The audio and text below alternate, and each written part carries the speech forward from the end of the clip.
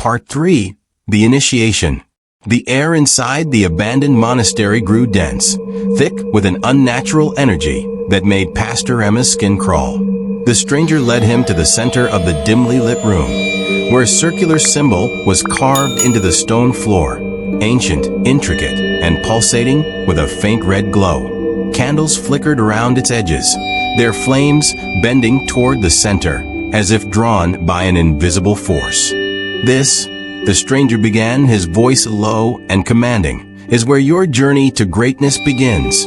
Pastor Emma hesitated, his eyes fixed on the glowing symbol. What is this? It is a gateway, the stranger replied, a conduit through which you will receive power. Once you step inside, your doubts will vanish, your struggles will cease, and your ministry will flourish like never before. A cold wind swept through the room, though the air was still. Pastor Emma's heart raced. He thought of his empty church, his dwindling faith, and the years of unfruitful labor. Then he stepped into the circle. The moment his foot touched the symbol, the room erupted in an otherworldly hum. The candles flared, their light casting grotesque shadows on the walls. The stranger began to chant in a language Pastor Emma couldn't understand, his voice deep and resonant, echoing through the chamber. A sudden wave of heat surged through Pastor Emma's body, forcing him to his knees.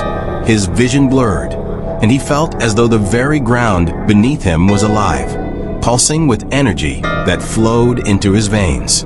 Do not resist, the stranger commanded, his voice cutting through the chaos. Embrace it. Pastor Emma clenched his fists, gasping as the heat transformed into a searing pain that coursed through his body. Then, just as quickly as it began, the pain subsided, replaced by a strange, intoxicating sensation of strength and invincibility. When he opened his eyes, the room was still. The symbol on the floor had vanished, and the candles burned steadily once more. It is done, the stranger said, a satisfied smile on his lips. You are now ready. The transformation. From the moment Pastor Emma left the monastery, he felt different. His steps were purposeful, his thoughts sharper, his voice imbued with a commanding authority. Gone was the timid preacher who had once doubted his calling. In his place stood a man who felt destined for greatness. The following Sunday, Pastor Emma returned to his church with a newfound confidence. As he stood at the pulpit, his words flowed effortlessly, carrying an undeniable power that seemed to resonate with every listener.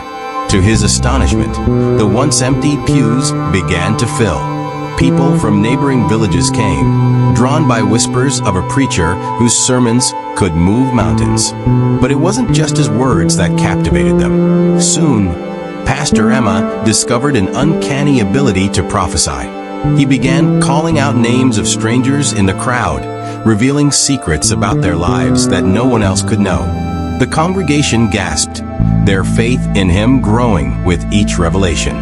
Then came the miracles. A woman with a chronic illness claimed to be healed after Pastor Emma prayed over her. A struggling farmer testified that his barren fields had suddenly yielded an abundant harvest after Emma blessed his land. News of these events spread like wildfire. Within weeks, Pastor Emma's small church was overflowing, and he had to hold services outdoors to accommodate the crowds. His name became known far and wide, and people traveled great distances to witness the man of God in action. The shadow of doubt. Amid the adulation and success, Pastor Emma couldn't ignore a lingering unease that gnawed at the edges of his conscience. He often woke in the middle of the night, his dreams filled with unsettling images, a dark figure standing in the shadows, watching him with eyes that burned like embers. One night, as he sat alone in his study, flipping through his Bible, he came across the verse in Matthew 7 verses 21 to 23. Not everyone who says to me, Lord, Lord, will enter the kingdom of heaven, but the one who does the will of my Father who is in heaven. On that day, many will say to me, Lord, Lord, did we not prophesy in your name, and cast out demons in your name, and do many mighty works in your name? And then will I declare to them, I never knew you. Depart from me, you workers of lawlessness."